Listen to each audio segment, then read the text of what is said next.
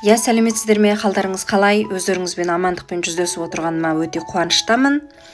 Лос-Анджелесте үлкен бір өрт апаты болды ғой. Хабардан көріп жатырсыздар.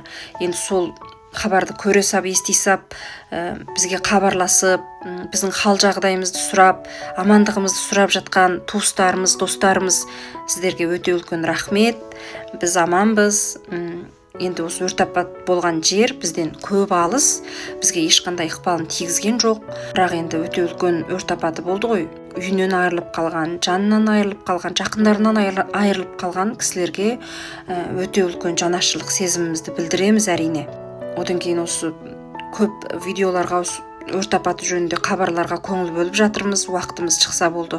Әзір ғана бір видео көріп қап, содан кейін сіздермен осы видео жайында ойымды бөліскім келіп, дереу уақытымды шығарып сөйлеп жатырмын. Кейбір адамдар айтып жатыр ғой, мысалы, ол өрт апаты болған жер негізінен байлардың отыратын районы, миллионерлердің, одан кейін Холливуд деп кино түсіретін жер бар ғой, сол жерде болды ғой, сол маңайда.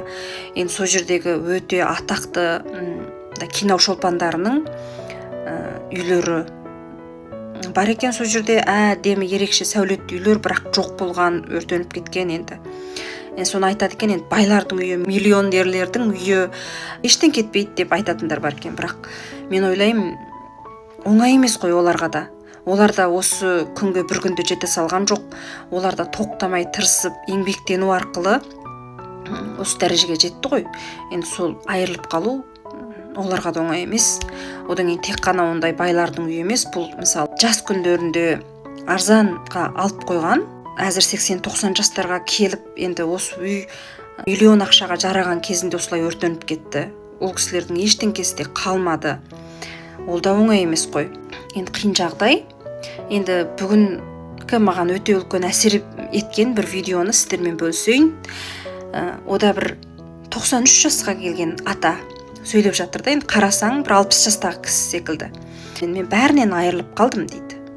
Үйім өртеніп кетті деп басында біраз көңілі толқып жылап жіберіпті. Бұл кісі енді 17 жас кезінде әйелімен танысады екен. Екеуі билеп жүріп танысып қалады екен. Содан кейін осы өмір бойы осы әйел екеуі билеп өтеді екен. Өте бақытты өткен екен. Енді осы өртеніп кеткен үйімізде 60 жыл өмір сүрдік дейді. Әйел 2020 жылы қайтыс болып кетеді екен. Енді осы үйді осындай дәрежеге жеткізу үшін, мысалы, ауласындағы гүл, терек, шөптерін өз қолымызбен өсірдік. Ешқандай ешкімді жалдап көрмедік дейді. Осындай дәрежеге жеткізгенбіз дейді. Әйелім қайтыс болып кеткеннен кейін апта сайын әйелімнің осы бейіт басына барып, гүлдерімді алып, әйелім бар кезінде гүлдерді өте жақсы көретін дейді. Ұлымның үйіне жақын жерде жерленген, машинамды айдап аламын да, алдымен гүл сатып аламын, одан кейін ұлымды аламын, екеуміз бірге барып гүлдерді қойып кетеміз. Әйелім сол гүлдерге қарап көңілді болып жатады деп ойлаймын дейді.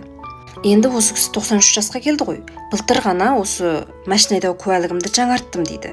Апта сайын бір рет теннис добын ойнаймын дейді. Дене шынықтырады ғой. Айтады да, осы үйім өртеніп кетті, бірақ менің өмірім әлі де жалғасады дейді. Менің 5 немерем бар, өте керемет балалар. Осы балаларымның әдемі болып өсуін өз көзіммен көрсем деп ойлаймын, армандаймын дейді.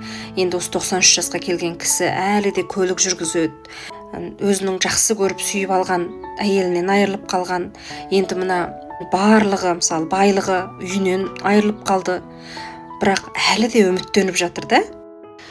Осы өрт апатымен бірге осы барыста көптеген видеоларды көрдім.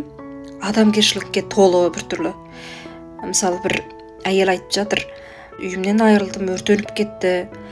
Қашып шыққан кезімізде тек қана осы киіміміз, осы бір киімімізбен ғана қашып шықтық. Ең ішім ашитыны, жақында ғана анашым қайтыс болып кеткен еді. Сол анамнан қалған азғантай бір естелік бұйым қалып еді, сол қалып қойды, соған ішім ашиды дейді. Одан кейін балаларымның, одан өзім той жасаған кездегі түскен рәсімдерім, альбомым қалып қойды, соған ішім ашиды дейді. Одан кейін біреулер сол мысықтары, күшіктері қалып қойған үшін жылап, менің мысығым қалды, күшігім қалды деп, мысықтары, күшіктері құтқарылып шыққан кезде бүткіл дүние мүлкін алғандай сөйтіп қуанып жатыр да. мәселен олар қымбат бағалы, енді үйінде көптеген мындай жиһаздар бар ғой, енді соның біреуінде айтып жатқан жоқ. Кейбіреулер өртеніп кеткен үйіне қайтадан барып, міне мынау менің осындай үйім еді, осылай өртеніп кетті деп жайбарақат, мысалы мына жер менің ашқана үйім еді, мынау менің істеткен мынандай шкафым еді деген секілді көрсетіп жатыр да, ештеңке болмағандай. Қарап тұрсаң оған ештеңке болмады емес, бірақ ол бәрін қабыл алып тұр, амалы жоқ қой. Мысалы енді бізде де осы қазақ ұлтының тәрбиесі өте жақсы ғой.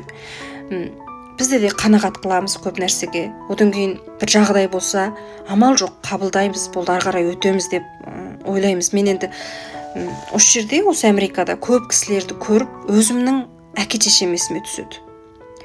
Өзімнің одан ата-апаларым, туыс-туғандарымның кейбір әрекеттері, кейбір жақсы асыл қасиеттері есіме түседі. Негізі қазақтың тәрбиесі өте жақсы тәрбие, өте әдемі, сондай бір қоңыр салқын мінездері, сондай жақсы. Енді соны жалғасты сақтаса ұрпақтар деп қиын ойлаймын. Енді әсіресе осы Джунгодағы қазақтар басқа ұлттарға, басқа дүниеге деген көзқарас басқаша бір ұлттар болады ғой.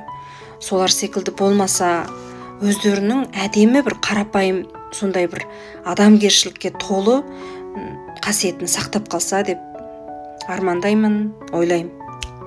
Қабыл алыңыздар.